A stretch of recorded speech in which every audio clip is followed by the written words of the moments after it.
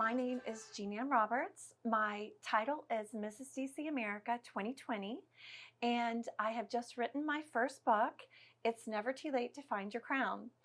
I would say I don't have a specific business. What I would like to do with my book, though, is I would like to inspire millions that it's not too late and failure is not final. And, you know, it would be great. Like, I would be open to, speaking and going around the country to motivate people. And my book is actually for ages 13 to 93. So it's a wholesome book, but it's also raw in that I'm telling my story, my life story, which I feel God really put on my heart to write the story, from all my heartache to winning the crown of Mrs. DC America in 2020. That is incredible. I'd like to ask you, what inspired you to write this book? I know you have like all these hopes and aspirations, like with where you want to take this, but what made you say, you know what, I'm going to put my thoughts onto paper, I'm going to write this book? So what was that? Well, first off, I do believe that God has been writing the story from the time I was 5 years old to now I'm 59. So, but I wrote the book at 50. Well, no, the book just came out. What am I talking about? So yeah, so from 5 to 59, Beautiful. My life story. And he really, I wrote this book because when I was 5, it really started when I was 5. I didn't get that hug from my mom. And I didn't realize at the time, it wasn't that my mom didn't love me. She just had the world on her shoulders. I mean, she had me at the age of 24. And I actually had my kids at the age of 41 and 43. So I was much more mature and ready for that, to be a mom. Yeah. But at the time when you're 5 years old, you don't understand when you're going to school and you don't get that hug. And then also my mom had, my sister, who's 11 months older than me, and my other sister was 4 years younger. So she had 3 of us, and my dad was a traveling salesman.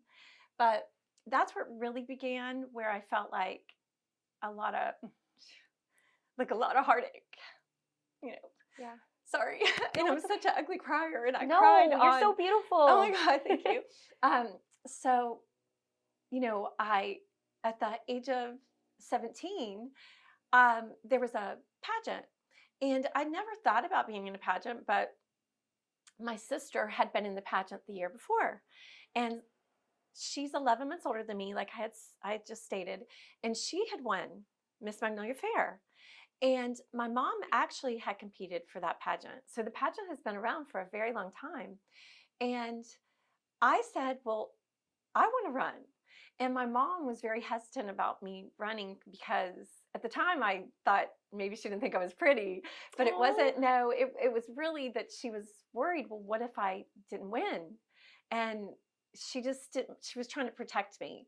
But I felt like I was pretty enough. And I was like, I didn't feel like I was as beautiful as my sister. My sister always had this long, glamorous hair, and I always had really short hair, and I was always perming my hair. So it just never would grow. But I just thought, I love everything fashion. I love everything beauty. And I was a majorette. I loved dance, and I took dance. And so I signed up for it, and it was just like that. I won. And I was like, look at that. This is easy, When you're so beautiful, right? You're so you are so beautiful. Oh, you're so sweet. Oh my gosh, you're so kind. So what happened was at 18, there was another pageant. It was called Miss Mingo County. And my sister, Wendy, had also been in that pageant. Now, she did not win that pageant. She came in first runner-up, I think. But I was just like, okay, I won the one pageant. I can do this again. And so this one was a lot more difficult because you to have a talent. And so my granny, she helped, she made a costume for me. But at the time, Sylvester Stallone and Rocky was the #1 movie. Yeah. And I had her build a boxing rink and a life-size dummy, and she also made my red silk boxing shorts and my gloves. So not my gloves, I'm sorry. I bought those, but they matched. They Gotcha. matched. Yeah, yeah. And really, I didn't realize that this was going to be well, here I go again, I'm going to cry. This was going to be the story of my life, like from tragedy to triumph, that like I know a lot of people have had much more tragedies than me. Like feeling not loved is such a compared to other people's stories now that I'm grown and I've lived life. Yeah. I feel like I'm really blessed.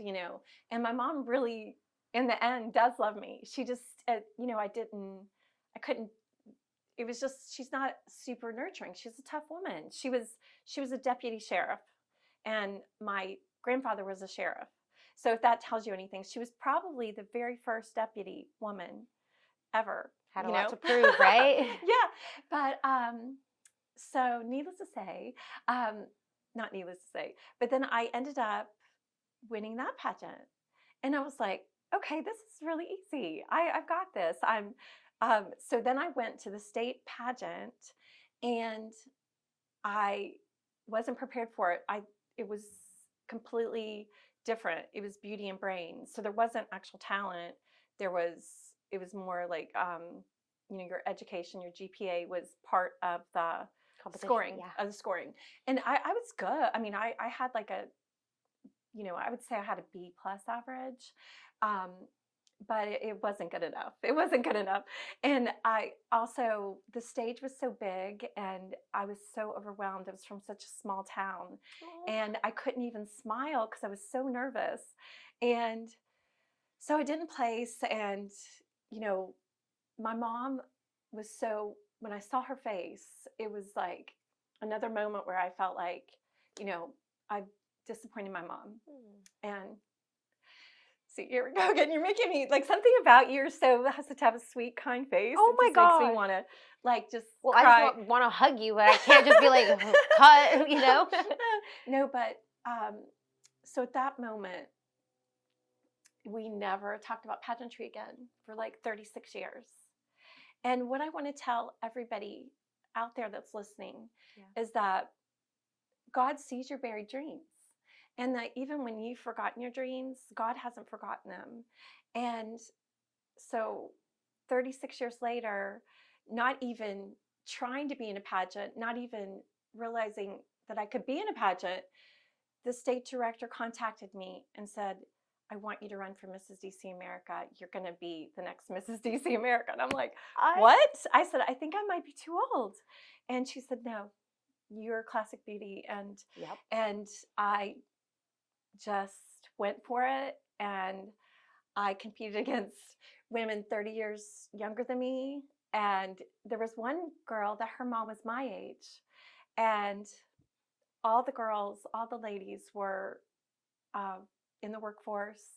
I had been a stay-at-home mom for 12 years, and a lot of people, I feel, and nobody said this to my face, and but I think that being a mom there's no value in that. But being a mom, I don't know why I'm so emotional, but it's like you can do 20 things at once. And I had been preparing for this moment my whole life. And here you are now through everything. Beautiful and stronger than ever. You have this book. Not everybody writes a book, but you did. That's an accomplishment in itself. And you're a mom. And look at all that you're doing. You're gorgeous. You're beautiful. And you're so talented. And I'm so grateful that you're here telling us your journey. I'd like to ask you, what have been, I know you've told me a little bit about your challenges that you've gone through, but what has been a challenge that you could share with us that you had to kind of overcome, and what you've learned from that challenge? I would say I was so afraid to speak. And I hate to go back to my mom, because my mom really is the reason. She's the one that really inspired me to greatness. But she was always told to be, you be quiet, you stay in the corner, you don't have an opinion, because, back in her day, like women were not in the workforce. Women were not CEOs of companies. They were supposed to just be quiet, in her generation. And so I was really raised like that.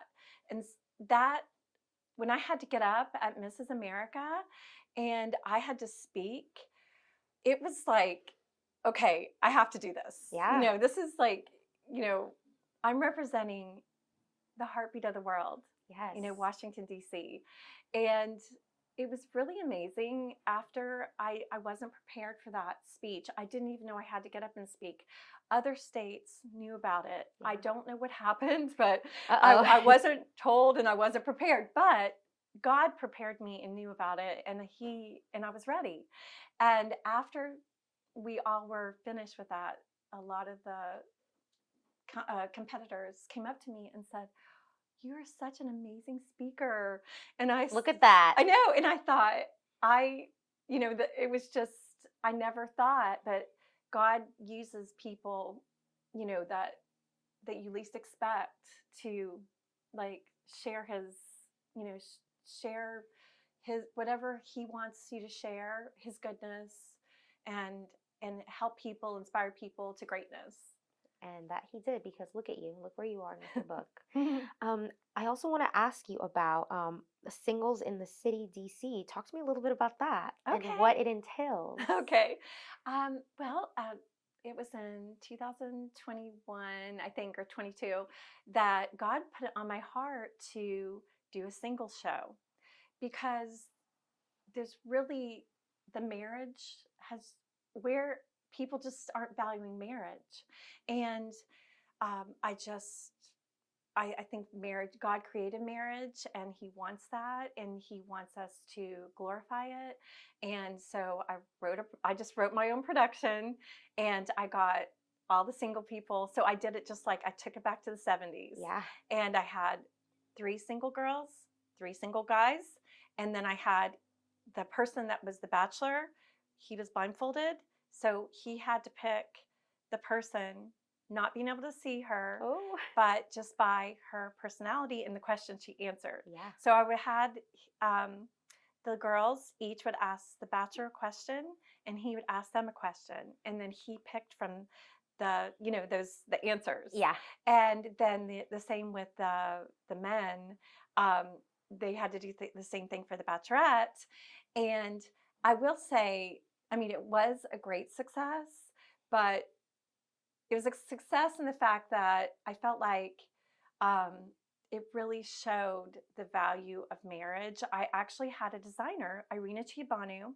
She's a custom wedding gown designer. Ooh. And she gave a certificate to both the bachelor and the bachelorette, a 5-year certificate, whoever they picked. Yeah. And if they ended up getting married, Yeah. that she would make the gown for them. Look, that's so fun. Yes. Your custom own wedding dress. Yes. Every girl's dream. And I also had a jeweler there. And so if one of them were to get married, he was also going to sponsor the engagement ring. Yes. You get it all here, don't you? My goodness. So nobody fell in love. I'm going to be honest. Like the bachelor, he picked the girl. I felt like they were the perfect match, but I just feel like the timing wasn't right. And I'm going to tell you, because they're really young. They were really young. They were in their 20s, and I feel like I still believe they're going to get married. Right. I feel like it's going to happen. If it's meant to be, it'll be, right? It'll come back to it. And then the bachelorette and the guy that she chose, they weren't right. You know what I mean? I'm just saying they weren't the right. Feeling. Yeah. Yeah. But I'm going to tell you, like when I come back on the show, like in 5 years from now or whatever, I hope I have a really good news to tell. Right. Some good updates on the that. city. But I am, thinking to do it again. I've had lots of requests to do singles in the city. I bet. Are you single? I'm actually married. Oh, shoot. Okay. Because I was going to be like, you would be a really good oh my goodness, a candidate. Look, the bachelorette. You'd be a great bachelorette. Let me ask my husband.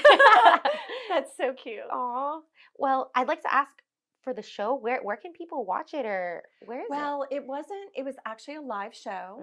So, I do have a Singles in the City Instagram page, And I do have clips from it for anybody that wants to check it Yeah, I think I want out. to check that out and see like how it went down. Yeah, and if anybody is wanting to be a bachelor or bachelorette, if they want to contact me on the Instagram, the Singles in the City, they can do that. And then, we can see if we can get another show going. Ooh, right? And then get a custom dress, find love, and custom jewelry. Yes, Hello. yes, yes.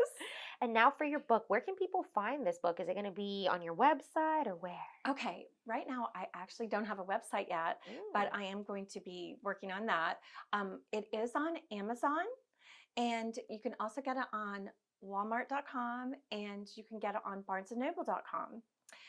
Also, you can get it in the link in my bio on my Instagram page, which is JeanAnn.Roberts. Love it. Is there anything perhaps that I have not touched on that you want the world to know, whether it's about yourself, whether it's about your family, your book, anything? You have the floor. Okay.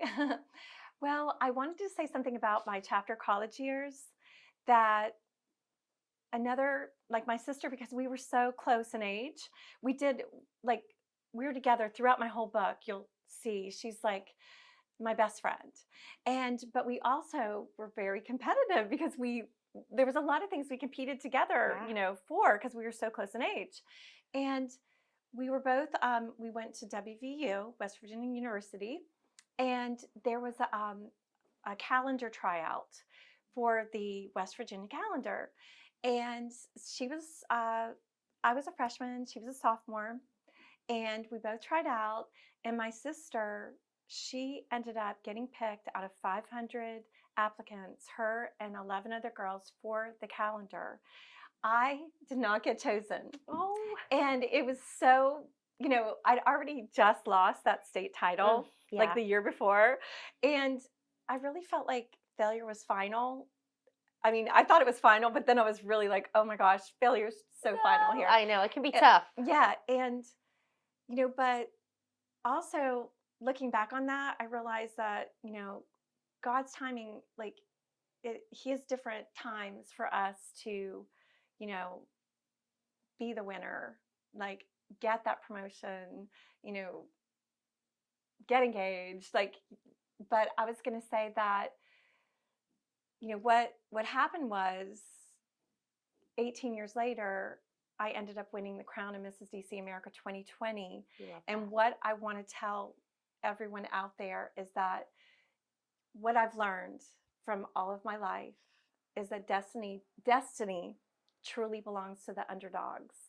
And that if you don't give up and you persevere, that you will succeed, and you will get your wildest dreams if you just believe, and you have a passion, and you have, just a dream. That's what I wanted to say.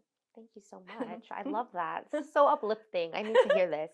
And then I wanted to ask if you have a final statement. I didn't know if this one, if it'll lead into that, but if you have a final statement that you want to share with the audience, just as a farewell. Okay. My final statement would be, it's never too late to find your crown.